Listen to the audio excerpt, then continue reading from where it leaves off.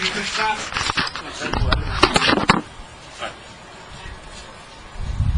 ಅನೇಕ ವಿವಾಹಗಳನ್ನ ಮಾಡಿಕೊಂಡಿದ್ದಾನೆ. ಅಷ್ಟ ಮಹಿಷಿಯರ ವಿವಾಹವನ್ನ ಎಲ್ಲ ಇಲ್ಲಿ ವಿಸ್ತಾರವಾಗಿ ಹೇಳಿದ್ದಾರೆ.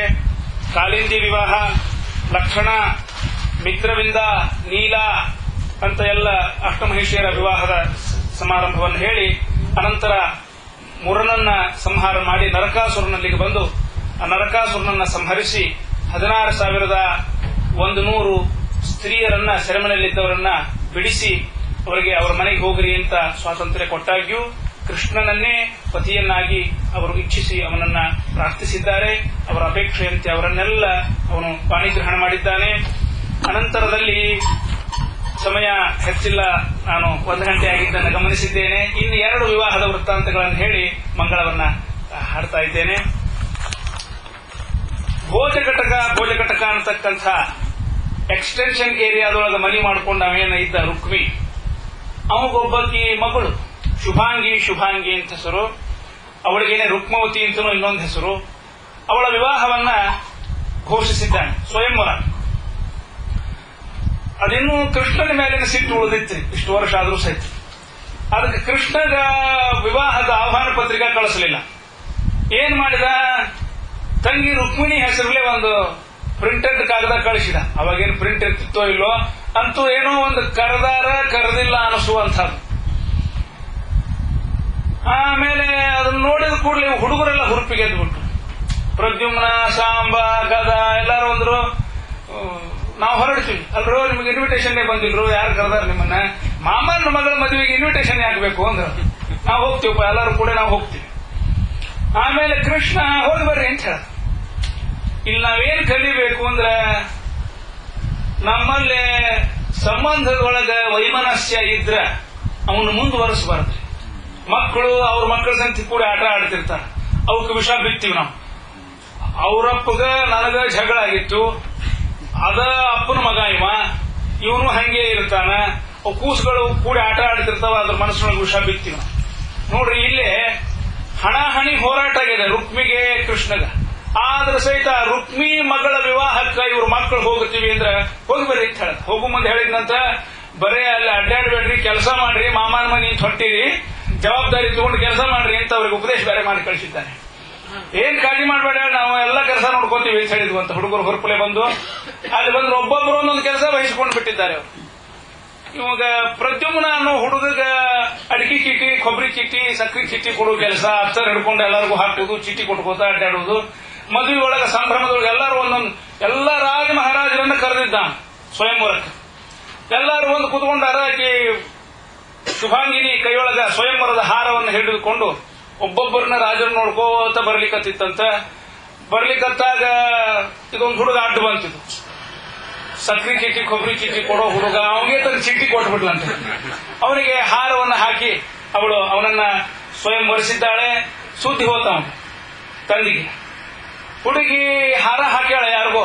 ಯಾವ ದೇಶದ ರಾಜ, ಯಾರವ, ಪತ್ತ ಹಚ್ಚ್ರಿ. ಕರೆದ್ರು, ಕೇಳಿದ್ರು, ಏನಪ್ಪಾ ನಿನ್ನ ಹೆಸರೇನು? ಪ್ರದ್ಯುಮ್ನ. ನಿಮ್ದು ಲಾಸ್ಟ್ ನೇಮ್ ಏನಪ್ಪಾ? ಗೋಪಾಲ ಕೃಷ್ಣ ದನ ಕಾಯವ. ಅಂದ ಕೂಡಲೇ ಖಾತಾತು ಒಂದಮ್ಮ. ಎಲ್ಲ ನಿಮಗೆ ಇನ್ವಿಟೇಷನ್ ಕಳಿಸಿದ್ದಿಲ್ಲಲ್ಲ, ಹೆಂಗ್ ಬಂದ್ರಿ ನೀವು? ಏನ್ ಅನ್ಯಾಯ ಆಗಿ ಹೋಯ್ತು? ಮಗಳನ್ನ ಸಿಟ್ಟು ಮಾಡ್ಲಿಕ್ಕೆ ಹೋದ್ನಂತ. ಅವಳು ಹೇಳಿದ್ಲಂತ, ಬಹಳ ದಿಟ್ಟವಳು. ಆ ಮನಿ ಮಂದಿನ ದಿಟ್ರೆ, ರುಕ್ಮಿಣಿಯನ್ನು ಕಡಿಮೆ ಸಿಟ್ಟೇನು.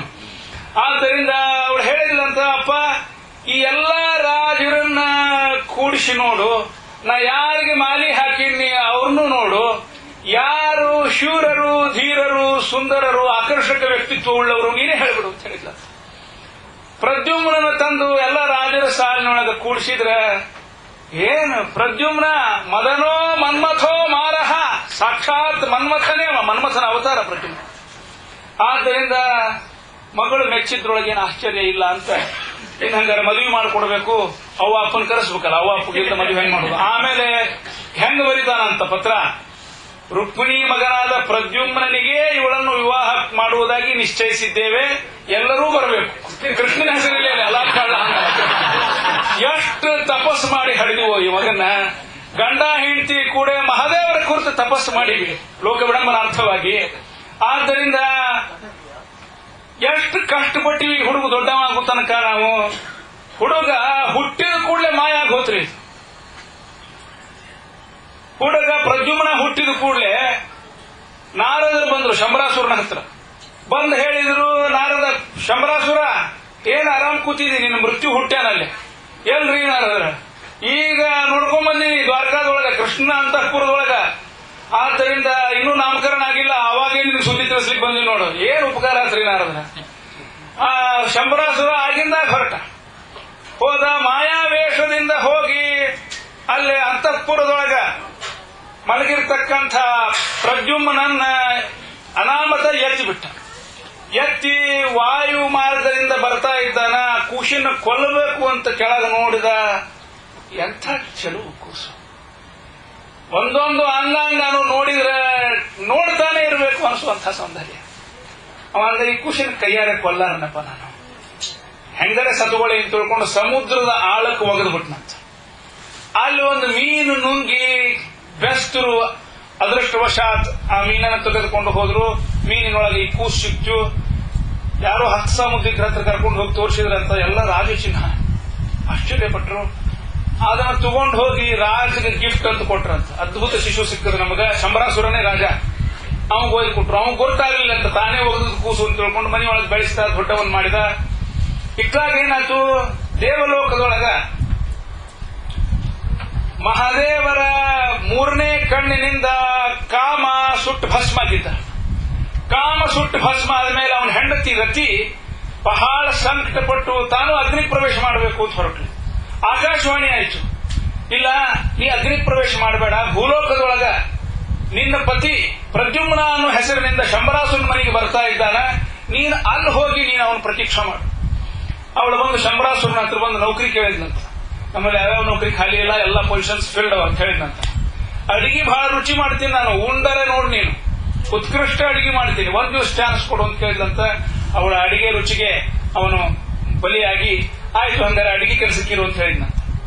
ಆಮೇಲೆ ಅವಳು ರತಿ ಅವಳು ರೂಪಕ್ಕ ಮರಳಾಗಿ ಹೇಳಿದ್ನಂತ, ನಮಗ ಅಡಿಗೆಯವರು ಪ್ಲಸ್ ಬೇಕು, ಆದ್ದರಿಂದ ನೀ ಬರೇ ಅಡಿಗೆ ಯಾಕೆ ಆದ್ರೆ ಸಾಲದು, ಹೆಂಡತಿನೂ ಆಗಬೇಕು ಅಂತ ಹೇಳಿದ್ನಂತ. ಬಂದಲ್ಪ ಫಲಿತಿ ಅನ್ಲಕ್ಕಿ ಆಗ್ಲಿ ಅಂದ್ಲು. ಮಾಯಾವಿಗೆ ಮಾಯಾದ ಮೂರು ಕಂಟಕೆ ಏನವ ಅಂತ ಏನ್ ಮಾಡ್ತಿದ್ಲು, ಶಯಾಗ್ರಹ ಕರೆದಾಗ ಒಂದು ಪ್ರತಿಕೃತಿ ನಿರ್ಮಾಣ ಮಾಡಿದ್ಲು, ಅದನ್ನು ಕಳಿಸಿಬಿಡ್ತಿದ್ಲು. ಅದ್ರ ಸಂತಿಲಲ್ಲೇ ಗೆಳಿತಾ ಇತ್ತು ಅದು ಹುಚ್ಚ. ಇವಳೇ ಮಾಯಾವತಿ ಅಂತ ತಿಳ್ಕೊಂಡು ಅಡಿಗೆ ಮಾಡ್ಕೊಂಡು ಗಂಡನ ಪ್ರತೀಕ್ಷೆ ಮಾಡ್ಕೋತಾ ಇದ್ಲು. ಯಾವಾಗ ಇದು ಕೂಸು ಬಂತು ಮನೆಗೆ, ಗುರ್ತು ಹಿಡಿದು ಬಿಟ್ಟು ನೋಡ್ರಿ ಬಂದ್ರು ನಮ್ಮ ಮನೆಯವರು.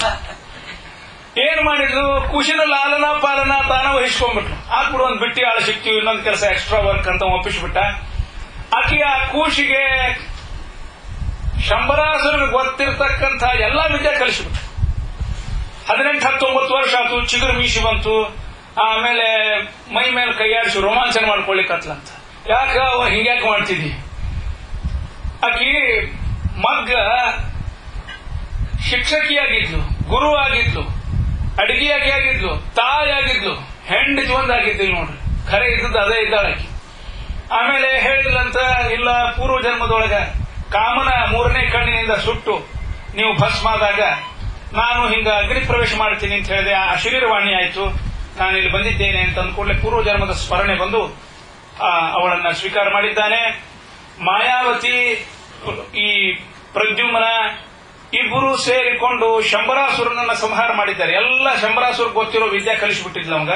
ಇಬ್ಬರು ಸೇರಿಕೊಂಡು ಶಂಬರಾಸುರನನ್ನ ಸಂಹಾರ ಮಾಡಿ ಕೈ ಹಿಡಿದು ದ್ವಾರಕೆಗೆ ಬಂದಿದ್ದಾರೆ. ಕೃಷ್ಣ ರುಕ್ಮಿಣಿ ಕುತ್ಕೊಂಡಾರ. ಒಂದ್ ದಿವಸ ಸಂಜೆ ಮುಂದ ಬಂದ್ರಿ ಇವರಿಬ್ರು. ಬನ್ಸ್ ಕೂಡಲೇ ಸಾಷ್ಟಾಂಗ ನಮಸ್ಕಾರ ಮಾಡಿದ. ಆಕಿ ಗುರ್ತು ಹಚ್ಚು, ಎಲ್ಲಿದ್ಯೋ ಕಂದ, ಇಷ್ಟು ದಿವಸ ಎಲ್ಲಿ ಹೋಗಿದ್ದು, ಏನಾಗಿತ್ತು ಎಲ್ಲ ಕಥೆಯನ್ನು ಹೇಳಿದ. ಆಯ್ತು ಬಹಳ ಸಂತೋಷ ಆಯ್ತು ಅಂತ ಮಗನನ್ನ ಆಲಿಂಗನ ಮಾಡಿಕೊಂಡು ಇದ್ಲು ಅಂತ ಕಥೆ ಬರ್ತಾ. ಅಂತೂ ಎಷ್ಟು ಕಷ್ಟಪಟ್ಟು ಎಷ್ಟೋ ವರ್ಷ ಮಗನ ಕಳ್ಕೊಂಡು ಮತ್ತೆ ಪಡೆದಿರ್ತಕ್ಕಂಥ ಮಗ ಇವ. ಅಂಥದ್ರೊಳಗ ಕೃಷ್ಣನ ಹೆಸರೇ ಇಲ್ಲ, ಆದರೂ ಕೃಷ್ಣ ಹೋದಂತ. ಇದು ನಮಗೊಂದು ಪಾಠ. ದ್ವೇಷ ಸಂಬಂಧಿಕರಲ್ಲಿ ಮಾಡಿದಷ್ಟು ಬೆಳಕೋತ್ ಹೋಗ್ತದೆ. ಎಲ್ಲೋ ಒಂದು ಕಡೆ ಅದನ್ನು ಬೆಸಿಬೇಕು ನಾವು. ಆಹ್ವಾನ ಇಲ್ಲದೆ ಇದ್ರೂ ಕೂಡ ಶ್ರೀಕೃಷ್ಣ ಪರಮಾತ್ಮ ಪ್ರದ್ಯುಮ್ನ ವಿವಾಹಕ್ಕೆ ಹೋಗಿ ವೈಭವದಿಂದ ವಿವಾಹವನ್ನು ಮುಗಿಸಿಕೊಂಡು ಬಂದಿದ್ದಾನೆ. ಮುಂದೆ ಕಾಲಾಂತರದಲ್ಲೇ ಅನಿರುದ್ಧ ಮತ್ತು ಉಷಾದೇವಿಯ ಸ್ವಯಂವರದ ಪ್ರಸ್ತಾಪ ಒಂದು ಇದೆ. ಅದನ್ನು ಹೇಳಿ ನಾನು ಮಂಗಳವನ್ನು ಹೇಳ್ತಾ ಇದ್ದೇನೆ. ಒಳ್ಳೆ ರೋಚಕವಾಗಿರ್ತಕ್ಕಂತಹ ಭಾಗ. ಬಾಣಾಸುರ ಅಂತ ಹೇಳ್ತಕ್ಕಂಥ ಒಬ್ಬ ರಾಕ್ಷಸ, ಅವನಿಗೆ ಉಷಾದೇವಿ ಅಂತ ಮಗಳು. ವೈಶಾಖ ಶುದ್ಧ ದ್ವಾದಶಿ ಬೆಳಗಿನ ಜಾವ ಸಾಧನಿ ದ್ವಾದಶಿ ಎಲ್ಲರೂ ಪಾರಣಿಗೆ ರೆಡಿ ಆಗೋ ಮುಂದ ಈ ಉಷಾದೇವಿ ಕನಸು ಕಾಣ್ತಾ ಮಲಗಿದ್ಲಂತ. ಮುಂಜಾನೆ ಕನಸು ಬಹಳ ಸವಿ ಅಂತವು, ಅದಕ್ಕೆ ಸಕ್ರಿ ಕನಸು ಅಂತಾನೆ ಹೆಸರು. ಅದನ್ನು ಕಾಣ್ತಾ ಮಲಗಿದ್ದಾಳೆ. ಕನಸಿನೊಳಗ ಆಕಿಗೆ ಒಬ್ಬ ಸುಂದರ ರಾಜಕುಮಾರ ಬಂದು ಇವಳ ಜೊತೆಗೆ ವಿಹಾರ ಮಾಡಿದ ಹಾಗೆ ಕನಸು. ಮುಗುಳಾಗುತ್ತಾ ಎದ್ದು ಗೆಳತಿ, ಆತ್ಮೀಯ ಗೆಳತಿ ಚಿತ್ರಲೇಖ ಅಂತ ಅವಳ ಹತ್ರ ಹೋಗಿ ಹೇಳಿದ್ಲು, ನೋಡು ನಿನ್ನೆ ರಾತ್ರಿ ನನ್ನ ಕನಸಿನೊಳಗೆ ಒಬ್ಬ ರಾಜ್ಕುಮಾರ ಬಂದಿದ್ದ. ಏನ್ ಹಿಂಗ ಬೀಳ್ತಿರ್ತಾವ ಕನಸು, ದಿನ ಹರೇ ಹುಡುಗಿಯರಿಗೆ ದಿನ ರಾಜ್ಕುಮಾರ ಕನಸು ಬೀಳ್ತಿರ್ತಾವ, ಏನ್ ಮಹತ್ವದ ಹೋಗು ಅಂದಕ್ಕೆ. ಇಲ್ಲ, ಅಂಥದಲ್ಲಿ ಇದು ಇವ ಬಹಳ ಸುಂದರ, ಇಂಥ ವ್ಯಕ್ತಿನೇ ನೋಡಿಲ್ಲ ನಾನು. ಅದಕ್ಕೆ ಏನು ಅವನ ಹೆಸರು, ಕುಲ ಏನು, ಗೋತ್ರ ಅದೆಲ್ಲ ಕೇಳಬೇಡ, ನೋಡು ನನಗೊಟ್ಟು ಅವ ಬೇಕು. ಅದೇಂಗ ಇಲ್ಲ, ನಾನು ಲಕ್ಷಣ ಹೇಳ್ತೀನಿ, ನೀ ಏನಾರು ಮಾಡಿ ಅಂತ ಅಂದ್ಕೊಡು. ಹೆಂಗಿದ್ದಾನ ಲಕ್ಷಣ ಕೇಳ್ಕೊಂಡು ಆ ಚಿತ್ರಲೇಖ ಅನ್ನಕ್ಕೆ ಚಿತ್ರಕಲೆಯಲ್ಲಿ ಒಳ್ಳೆ ಕುಶಲರಾಗಿದ್ಲಂತ. ಎಲ್ಲಾ ದೇಶದ ರಾಜಕುಮಾರರ ಜಾತಕ ಇಟ್ಬಿಟ್ಟಿದ್ಲಕ್ಕೆ. ಸರ ಸರ ಸರ ಸರ ಚಿತ್ರ ಬರದು.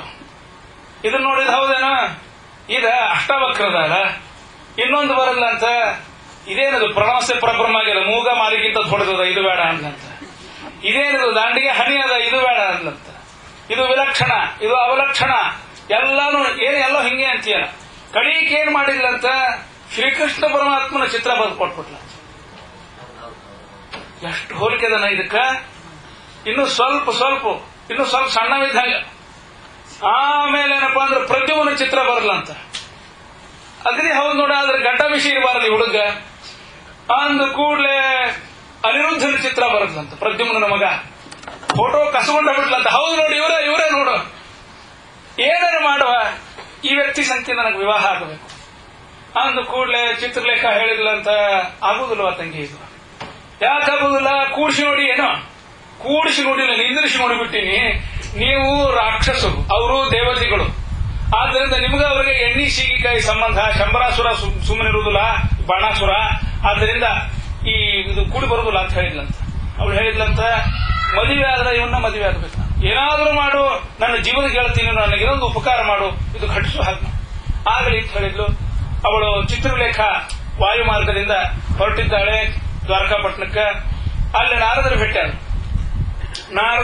ನಾರದರ ದೊಡ್ಡವರು ಬಂದಿರಿ, ನಮಸ್ಕಾರ ಮಾಡ್ತೀನಿ, ಆಶೀರ್ವಾದ ಮಾಡ್ರಿ. ಏನ್ ಆಶೀರ್ವಾದ ಮಾಡ್ಬೇಕು? ಏನಿಲ್ಲ, ಹೋದ ಕೆಲಸ ಆಗ್ತದ ಅಂತ ಆಶೀರ್ವಾದ ಮಾಡ್ರಿ. ಏನು ಕೆಲಸದು ಅದನ್ನ ಹೇಳೋಹಂಗಿಲ್ಲ, ನಾವು ಹೇಳಂಗಿಲ್ಲ ಅಂದ್ರೆ ಆಶೀರ್ವಾದ ಮಾಡುವಂಗಿಲ್ಲ. ಅದಕ್ಕೆ ಹಂಗ ಇಲ್ರಿ ನಾರದರ, ಎಲ್ಲರಿಗೂ ಹೇಳುವಂತಹದ್ದಲ್ಲ, ನಿಮ್ಗೆ ಹೇಳ್ತೀನಿ. ಹಿಂಗ ನನ್ನ ಗೆಳತಿ ಉಷಾದೇವಿ ಬಾಣಾಸುರನ ಮಗಳು ಬೆಳಗಿನ ಜಾವ ಸುಂದರವಾದ ಕನಸನ್ನು ಕಂಡಿದ್ದಾಳೆ. ಕನಸಿನೊಳಗ ಅನಿರುದ್ಧ ಬಂದಾನ. ಆ ಅನಿರುದ್ಧನನ್ನ ತಗೊಂಡ್ಬರ್ಬೇಕು ಅಂತ ತಿಳ್ಕೊಂಡು ನಾನು ದ್ವಾರಕಾಪಟ್ಟಣಕ್ಕೆ ಹೊಂಟೇನಿ. ಕಲ್ಯಾಣ ಕಾರ್ಯಗಳಿಗೆ ಯಾವಾಗ್ಲೂ ನಮ್ಮ ಆಶೀರ್ವಾದದ ಅಂತ ಹೇಳ್ಬಿಟ್ರಂತ. ಅನಂತರದಲ್ಲೇ ಮುಂದೆ ಹೊರಟ್ಲು, ಕರೆದ್ರು, ತಂಗಿ ಬಾಯಿಲೆ. ಹೆಂಗ್ ಹೋಗ್ತೀನಿ ಅಲ್ಲೇ? ಏನಿಲ್ಲ, ಹಿಂಗೆ ಹೋಗ್ತೀನಿ. ದ್ವಾರಕಾಪಟ್ಟಣದ ಮೇಲೆ ಗಿಮಿ ಗಿಮಿ ಗಿಮಿ ಗಿಮಿ ತಿರುಗತಕ್ಕಂತಹ ಒಂದು ಚಕ್ರ ಅದು. ಆ ಚಕ್ರ ಹತ್ರ ಯಾರು ಬಂದ್ರು ನುಚ್ಚು ನೂರು ಮಾಡ್ತದ. ಮತ್ತೆ ನೀ ಅಲ್ಲಿ ಹೋಗಕ್ ಹೆಂಗ್ ಒಳಗ? ನಾರದರ ಗೊತ್ತಿದ್ದಿಲ್ಲ ನನಗೆ, ಇದು ಬಹಳ ಚಲೋ ಮಾಡಿದ್ರಿ ಹೇಳಿ, ನೀವೇ ಇದಕ್ಕೊಂದು ಉಪಾಯ ಹೇಳ್ಬಿಡ್ರಿ. ಇಲ್ಲೋಡು, ಒಂದು ಮಂತ್ರ ಹೇಳ್ತೀನಿ, ಬರ್ಕೊಂಡ್ಬಿಡು. ಅಲ್ಲಿ ಹೋಗಿ ಭಕ್ತಿಯಿಂದ ಈ ಮಂತ್ರ ಅನ್ನು ಗಕ್ಕಂತ ನಿಂದಿರ್ತದ, ಕರೆಂಟ್ ಆನ್ ಆಗಿದ್ರು ನಿಂದಿರ್ತದ. ಆದ್ದರಿಂದ ಇದನ್ನ ಬರ್ಕೊಳ್ಳು ಅಂತ ಹೇಳಿದ್ರಂತ. ಸುದರ್ಶನ ಮಹಾಜ್ವಾಲ ಕೋಟಿ ಸೂರ್ಯ ಸಮಪ್ರಭ ಅಜ್ಞಾನ ಅಂಧಸ್ಯ ಮೇ ನಿತ್ಯಂ ವಿಷ್ಣೋರ್ ಮಾರ್ಗಂ ಪ್ರದರ್ಶಯ ಅಂತ ಮಂತ್ರವನ್ನು ಹೇಳಿದ್ದಾರೆ. ಆಗ್ಲೇ ನಾರದರ ಅಂತ ಹೇಳಿದ್ಲು. ಮುಂದೆ ಬಂದು ಆ ಪ್ರಕಾರ ಚಕ್ರ ತಿರುಗುತ್ತಾ ಇತ್ತು. ಅದನ್ನ ನೋಡಿ ಎಂಥ ಅನಾಹುತ ಆಗೋಗ್ತಾ ಇತ್ತು. ನಾರದರನ್ನು ಭೇಟಿಯಾಗದೆ ಬಂದಿದ್ರೆ ಅಂತ ಮನಸ್ಸಿನಲ್ಲಿ ನಾರದರನ್ನು ವಂದಿಸಿ ಭಕ್ತಿಯಿಂದ ಆ ಶ್ಲೋಕವನ್ನು ಹೇಳಿ ಶ್ರೀಕೃಷ್ಣನನ್ನು ನೆನೆದಿದ್ದಾಳೆ. ತಕ್ಷಣದಲ್ಲಿ ಚಕ್ರ ನಿಂತು ಹೋಗಿತ್ತು. ಆಮೇಲೆ ಬಂದು ಮಾಯಾ ರೂಪದಿಂದ ಬಂದು ಅಲ್ಲಿರ್ತಕ್ಕಂಥ ಅನಿರುದ್ಧನನ್ನ ಗುರುತಿಸಿ ಎತ್ತಿ ಬಿಟ್ಟಿದ್ದಾಳೆ. ನೋಡ್ರಿ, ಹಿಂಗ ಮನ್ಸದ ಮೇಲೆ ಮಲಗ. ನಮ್ಮ ರುಕ್ಮಿಣಿ ದೇವಿ ಸ್ವಲ್ಪ ದೂರ ಮಲಗ್ಯಾಳ, ಕೆಲಸದಾಗಿದ್ಲೋ ಏನ್ ಮಾಡ್ತಿದ್ಲೋ, ಮಲಗಿದ್ಲೋ ಅಂತೂ ಅವಳ ಲಕ್ಷ್ಯ ಇಲ್ಲದೆ ಇರುವಾಗ ಮನ್ಸಕ್ಕೆ 4 ಕಡೆ ಎಷ್ಟು ಮಂತ್ರಾಕ್ಷತಿ ಹಾಕಿ ಹೌರ್ಗ ಅದನ್ನ ಎತ್ತಿ ಬಿಟ್ಲಂತ. ವಾಯು ಮಾರ್ಗದೊಳಗೆ ಎತ್ತಿ ತಂದು ಎಲ್ಲಿ ತಗೊಂಡ್ಬಂದ್ಲು? ಇಲ್ಲೇ ಉಷಾನ್ ಹತ್ರ ಬಾಣಾಸುರನ ಅಂತಃಪುರಕ್ಕ ಅವ್ರಗ ತಂದು ಉಷಾನ್ ಮಗ್ಗಲ್ದಾಗ ಇಳಿಸ್ಬಿಟ್ರು. ಇವ ಪ್ರದ್ಯುಮ್ನ ಮುಂಜಾನೆ ಎದ್ದು ಅವ್ವ ಅವ್ವ ಅಂತಾನ ಎಲ್ಲದ ಅವಿಲ್ಲ ಯಾರಿಲ್ಲ, ಈಕಿ ನಿಂತ್ಕೊಂಡಾಳ, ಯಾರು ನೀನು ಅಂತ ಕೇಳಿದ್ನಂತ. ಅದಕ್ಕೆ ಹೇಳಿದ್ಲಂತ, ಹಿಂಗ ನೀವು ನನ್ನ ಪತಿ ಆಗಬೇಕು ಅಂತ ದೈವೇಚ್ಛಾದ.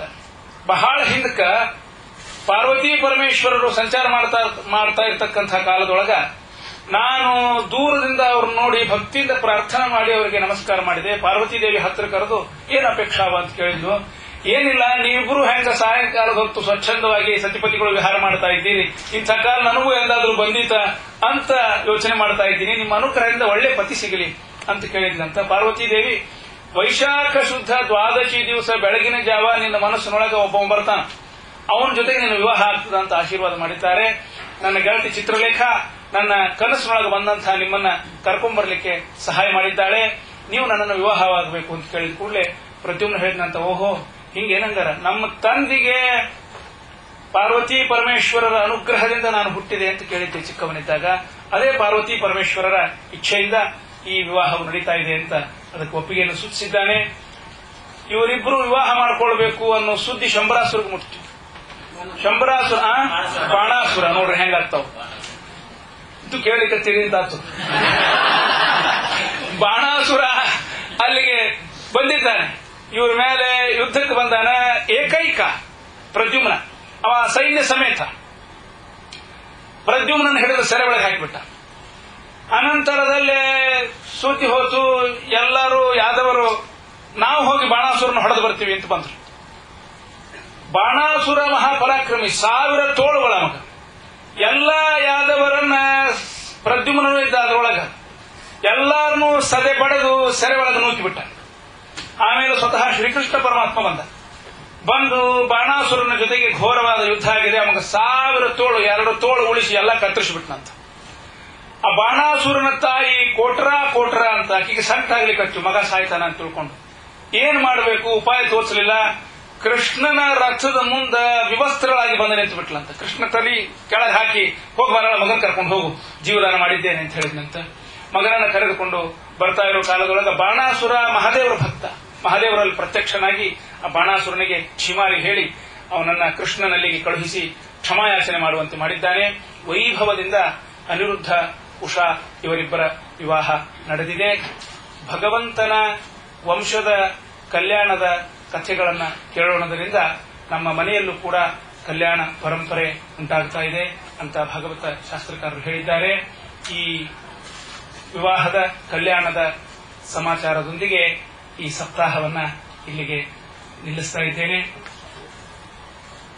ಜನ್ಮಾದ್ಯಸ್ಯ ಯತೋನ್ಮಯಾದಿತರತಶ್ಚಾರ್ಥೇಷ್ವಭಿಜ್ಞಸ್ವರಾಟ್ ಅನ್ನುವಲ್ಲೇ ನಮ್ಮ ಗುರುಗಳು ಅದರ ಬಗ್ಗೆ ಸ್ವಲ್ಪ ಹೇಳಿದ್ದಾರೆ. ಇವತ್ತು ಜನ್ಮಾದ್ಯಸ್ಯತಃ ಅನ್ನೋದರಿಂದ ಶುರು ಮಾಡಿ ಜನ್ಮಾದ್ಯಸ್ಯತಃ ಅನ್ನೋದರಿಂದ ಕೊನೆಗೊಳಿಸಿದ್ರು ಮಹಾನುಭಾವರು.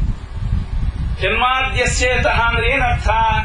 ಯಾವನಿಂದ ಈ ಜಗತ್ತಿನ ಸೃಷ್ಟಿ ಸ್ಥಿತಿ ಲಯ ಎಲ್ಲ ನಡೆದಿದೆಯೋ, ಸೃಷ್ಟ್ಯಾದ್ಯಷ್ಟಕಗಳು ಅಂತ ಹೇಳ್ತಾರೆ ಅದಕ್ಕೆ. ಸೃಷ್ಟಿ ಸ್ಥಿತಿಶ್ಚ ಸಂಹಾರೋ ನಿಯತಿರ್ಜ್ಞಾನಮಾವೃತಿ ಬಂಧ ಮೋಕ್ಷೌ ಚ ಯಸ್ಮಾತ್ ತಸ್ಮಾತ್ ಸ ಹರಿರೇಕರಾಟ್. ಸೃಷ್ಟಿ ಸ್ಥಿತಿ ಲಯ ಸಂಹಾರ ಜ್ಞಾನ ವಿಜ್ಞಾನ ಬಂಧ ಮೋಕ್ಷ, ಈ ಅಷ್ಟ ಗುಣಗಳು ಯಾರಲ್ಲಿವೆಯೋ ಅವನು ಸರ್ವೋತ್ತಮ ಅಂತ ಆರಂಭದಲ್ಲಿ ಹೇಳಿದ್ದಾರೆ. ಇದೇ ಸೃಷ್ಟಿ ಸ್ಥಿತಿ ಸಂಹಾರಗಳನ್ನ ನೋಡಬೇಕು ಅನ್ನೋ ಇಚ್ಛೆಯುಳ್ಳಂತಹ ಮಾರ್ಕಂಡೇಯರ ಉಪಾಖ್ಯಾನದೊಂದಿಗೆ 12 ಸ್ಕಂಧದ ಭಾಗವತ ಸಮಾಪ್ತವಾಗ್ತಾ ಇದೆ. ಅಂದ್ರೆ ಜನ್ಮಾದ್ಯಸ್ಯತಃ ಅಂತೇನು ಮೊದಲು ಹೇಳಿದ್ರು, ಅದಕ್ಕೆ ದೃಷ್ಟಾಂತ ಸಹಿತವಾಗಿ ಮಾರ್ಕಂಡೇಯರ ಕಥಾನಕದಿಂದ ಆ ವಿಷಯವನ್ನ ನಿರೂಪಿಸಿ ಭಗವಂತ ಸರ್ವೋತ್ತಮನಾಗಿ ಸೃಷ್ಟ್ಯಾದಿ ಅಷ್ಟ ಗುಣಗಳಿಂದ ಅನಂತ ಗುಣಗಳಿಂದ ಕೂಡಿ ವಿರಾಜಮಾನನಾಗಿದ್ದಾನೆ ಎಂಬಲ್ಲಿಗೆ ಭಾಗವತ ಕಥೆ ಮುಕ್ತಾಯವಾಗ್ತಾ ಇದೆ. ಈ ಇಷ್ಟು ದಿವಸ ಶ್ರದ್ಧೆಯಿಂದ ಭಾಗವತವನ್ನ ಕೇಳಿರತಕ್ಕಂಥ ಎಲ್ಲರಿಗೂ ಕೂಡ ಭಗವಂತ ಜ್ಞಾನ ಭಕ್ತಿ ವೈರಾಗ್ಯಗಳನ್ನ ದಯಪಾಲಿಸಿ ಎಲ್ಲರನ್ನ ಇಹದಲ್ಲಿ ಎಲ್ಲ ಭೋಗಗಳನ್ನ ಇಟ್ಟು ಮರೆಯದೇನೆ ವೈರಾಗ್ಯವನ್ನು ಕೊನೆಗೆ ಅನುಗ್ರಹಿಸಿ ಮುಕ್ತಿ ಮಂದಿರಕ್ಕೆ ನಮ್ಮನ್ನೆಲ್ಲರನ್ನು ಕರೆದುಕೊಂಡು ಹೋಗಲಿ ಅಂತ ಮಧ್ವಾಂತರ್ಗತ ಗೋಪಾಲಕೃಷ್ಣನಲ್ಲಿ ಪ್ರಾರ್ಥನೆ ಮಾಡ್ತಾ ಇದ್ದೇನೆ. ನೀವೆಲ್ಲ ಇಷ್ಟು ಉತ್ಸಾಹದಿಂದ ಬಂದು ಕುಳಿತು ಕೇಳಿದ್ದೀರಿ. ನನಗೆ ನನ್ನ ಕೆಲಸದ ಮಧ್ಯೆ ಹಗಲು ರಾತ್ರಿ ಕೆಲಸ ಮಾಡಬೇಕಾದಷ್ಟು ತಯಾರಿ ಮಾಡಿಲ್ವೋ ಏನೋ, I didn't give you what you deserved ಅನ್ನೋ ಒಂದು ಅಳುಕು ಮನಸ್ಸಿನಲ್ಲಿ ಉಳಿದಿದೆ. ಭಗವಂತ ಕ್ಷಮಿಸಲಿ, ಗುಣಗ್ರಾಹಿಯ ಭಗವಂತ. ಆದ್ದರಿಂದ ಈ ಅಲ್ಪ ಪ್ರಯತ್ನವನ್ನ ಪೂರ್ಣವೆಂಬುವಂತೆ ಸ್ವೀಕರಿಸಿ ನಮ್ಮನ್ನೆಲ್ಲರನ್ನು ಅನುಗ್ರಹಿಸಲಿ ಅವರಲ್ಲಿ ಪ್ರಾರ್ಥನೆ ಮಾಡಿಕೊಳ್ತಾ ಇದ್ದೇನೆ. ಈ ಭಾಗವತ ಕಥಾ ಒಮ್ಮೆ ಕೇಳಿ ಮುಗಿಯುವಂತಹದ್ದಲ್ಲ. ಪಿಬತ ಭಾಗವತಂ ರಸಂ ಆಲಯಂ ಅಂತ ಹೇಳಿದ್ದಾರೆ. ಪದೇ ಪದೇ ಭಾಗವತವನ್ನ ಕೇಳತಕ್ಕಂಥ ಪ್ರೇರಣೆ ನಿಮ್ಮಲ್ಲಿ ಹುಟ್ಟಲಿಕ್ಕೆ ಈ ಒಂದು ಸಂದರ್ಭ ಕಾರಣ ಆದರೆ ನನ್ನ ಶ್ರಮ ಸಾರ್ಥಕ ಅಂತ ಭಾವಿಸ್ತಾ ಇದ್ದೇನೆ. ಭಗವಂತ ಎಲ್ಲರಿಗೂ ಭಕ್ತಿಯನ್ನ ಅನುಗ್ರಹಿಸಿ ನಮ್ಮನ್ನು ಉದ್ಧರಿಸಲಿ ಅಂತ ಪ್ರಾರ್ಥಿಸಿ ಒಂದೆರಡು ಮಾತುಗಳನ್ನು ಪ್ರಾರಂಭಿಸ್ತೇನೆ.